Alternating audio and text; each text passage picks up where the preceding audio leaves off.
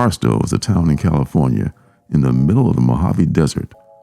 Only a few hundred people live there, but there's something really shady going on. Agent Miranda Diaz has been sent to this town to find out what happened to another missing agent. That agent disappeared and had never met Agent Diaz, but the only clue she has is a piece of paper that holds her name on it, left in the hotel room that he stayed in. Upon arrival to Barstow, Agent Diaz is greeted by the kindly sheriff who reminds you a little bit of Willie Nelson. And then there's his girlfriend, who is a painter, but she also doubles as the CSI investigator for the town. Meanwhile, in another part of town, you meet another resident of Barstow named Eli. Eli is having his girlfriend pour water on him to wake him up for a job interview. It seems like Eli has trouble retaining employment, so his girlfriend wants to make sure that he doesn't miss this interview.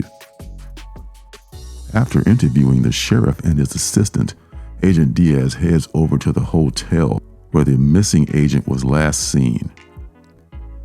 The hotel manager seems like a big jerk and seems to be a real conspiracy theorist, which may come into play later on in the story. He complains a lot about not being able to rent out the hotel room. On the way to her room, Agent Diaz runs into this creepy-looking guy dressed as a priest. He's asking a lot of questions, and he seems really suspicious. I bet he has something to do with the disappearance of the agent. Once finally in her room, with her equipment unpacked, Agent Diaz can now begin her investigation in earnest.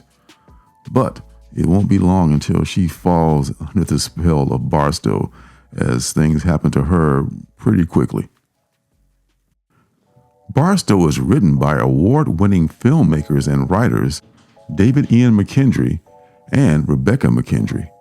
The idea came to them as they were returning from Las Vegas to Los Angeles late one Sunday evening.